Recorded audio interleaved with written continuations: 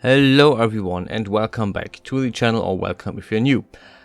I finally made new hair and I made a working braid. Not working as in is it rigged, it is rigged. The rigging is third chapter at the very, or fourth chapter at the very end. I'm not sure how many chapters there are yet as of recording, but I finally made a braid that doesn't look horrible. Like the first thing I ever, no, not the first thing I ever did, but one of the very first projects that I did was one of my older D&D characters back in 2017, and she had a braid and it looks absolutely horrible, and I will put in a little picture right here.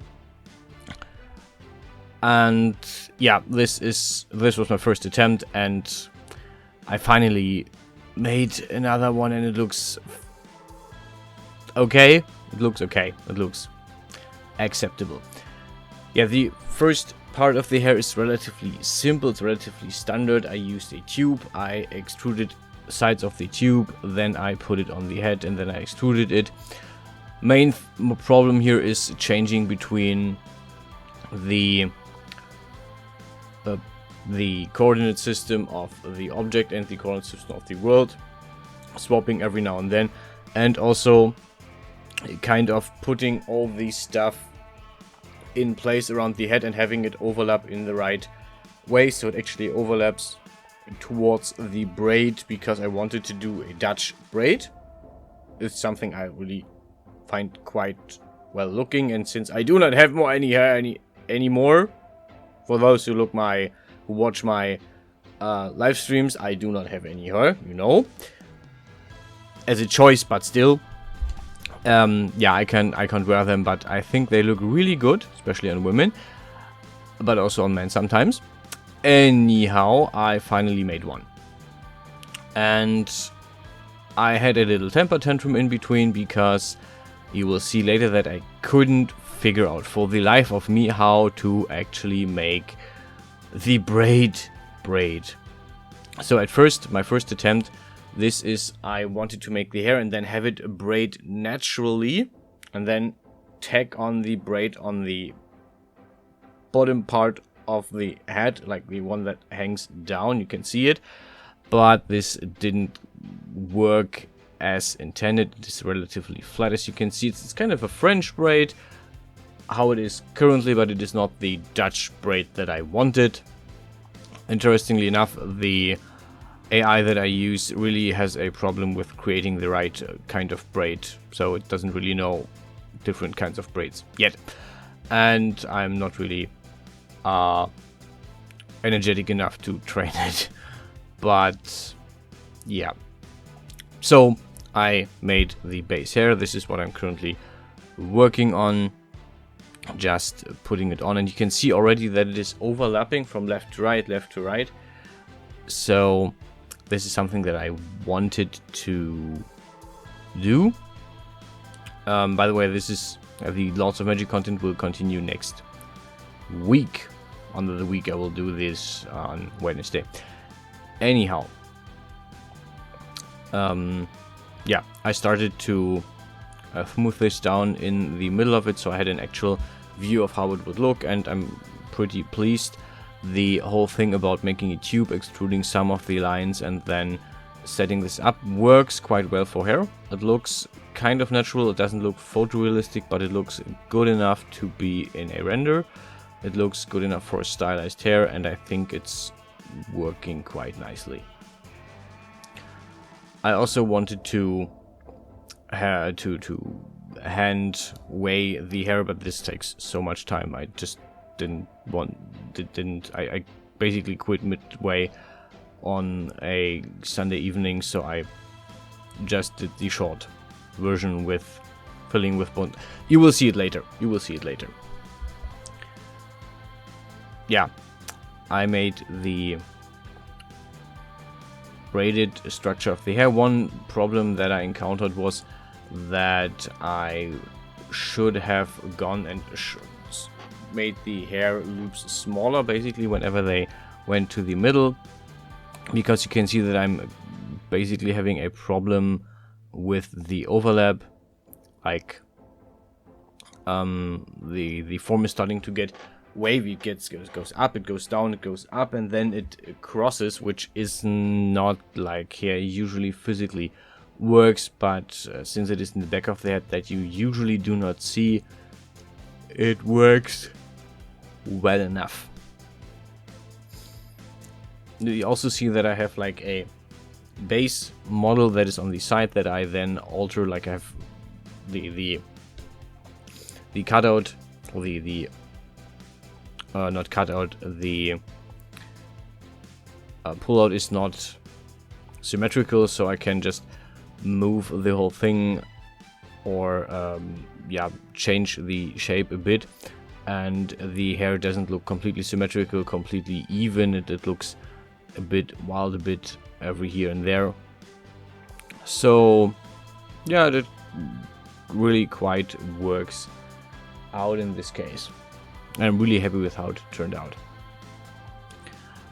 At this point I'm almost done with the main hair, and you can see that I didn't do the UV maps yet. I thought about doing the UV map of each part whenever I do it, but this would just, it wouldn't lengthen the video because I would have to do the UV maps anyway, which is a smaller part later then.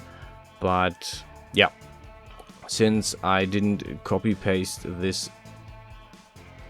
completely, like I didn't copy paste left to right, this is very unsymmetrical, I decided to do this later in a group. Yeah.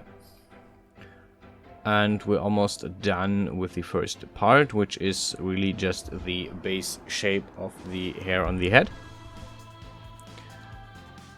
And then we're going into the actual challenging part that really took some nerves, and making a break, eating half a melon, and then going back to the project. So yeah, I took a break, I ate something, and then I got back after I had a complete temper tantrum and was really angry and shouting at my monitor for no apparent reason, because the monitor isn't really the one at fault here.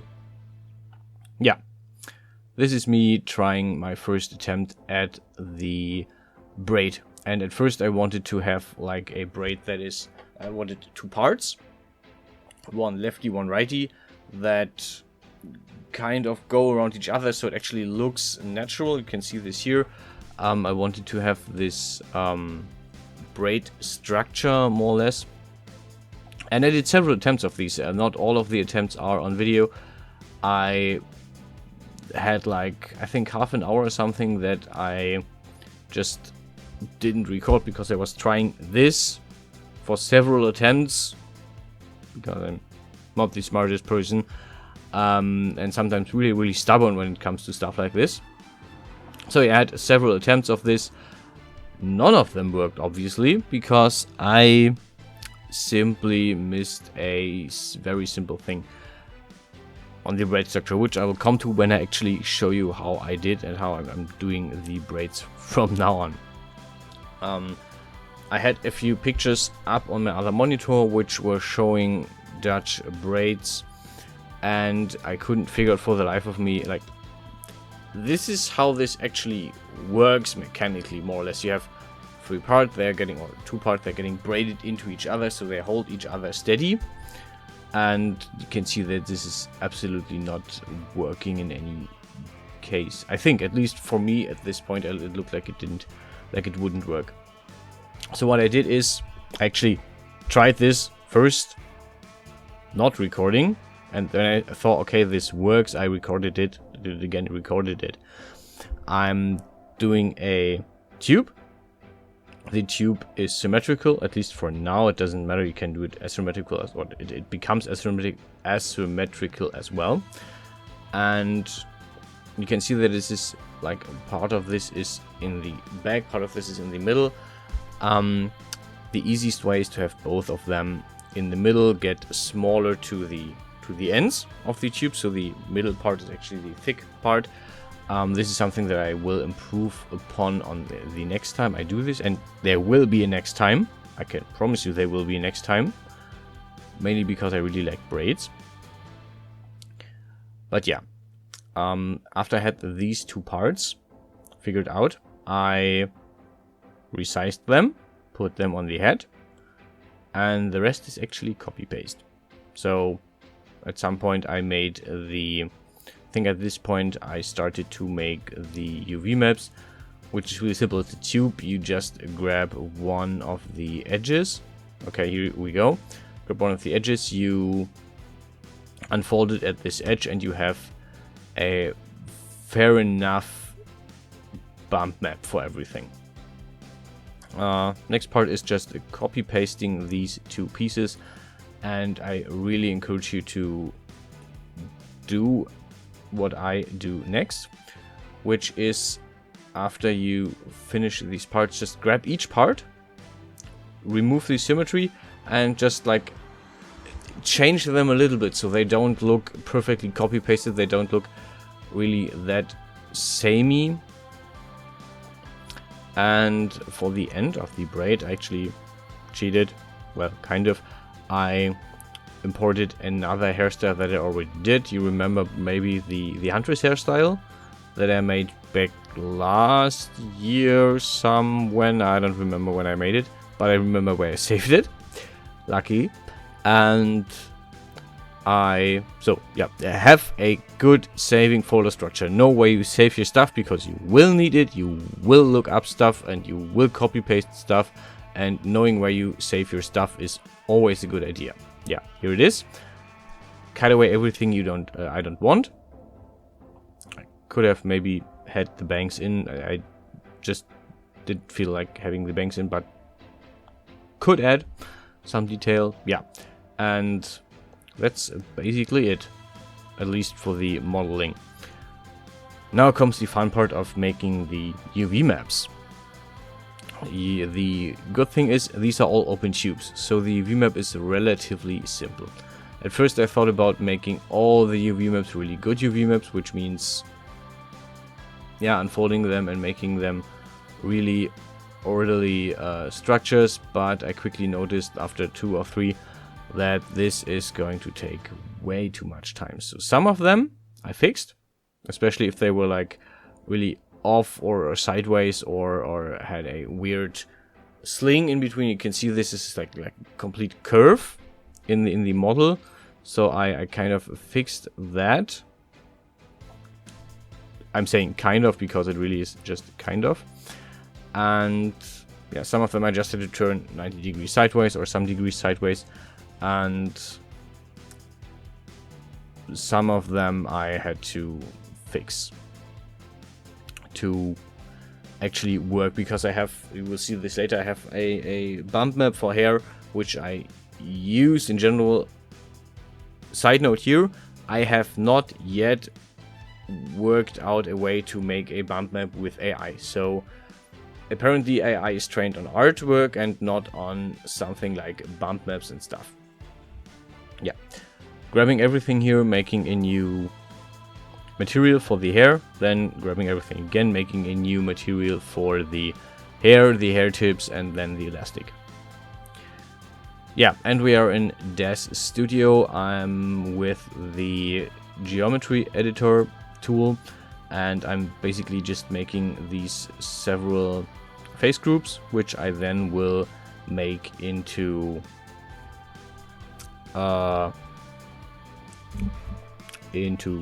bones, and so I can animate the whole hair. So I actually sat down and animated the whole hair, or rigged the whole hair, not animated, rigged the whole hair while I was making this. Yeah, this is something that you will usually see. The model, when you remove bones and stuff, the model starts to tear and stuff. It is fine. It's not a problem. It's just a visual thing. After doing the bones, I go to the weight map editor and I do the simple trick of fill by bone selection group, and then fill selected by 70%, which is fine enough. And that's it basically for this video. A lot of talk in between, but I hope this helped you in your own endeavor, in your own work and progress. And yeah, I hope to hear from you. I hope to see you guys again. Until then, stay healthy, stay safe, and hopefully I will see you guys around.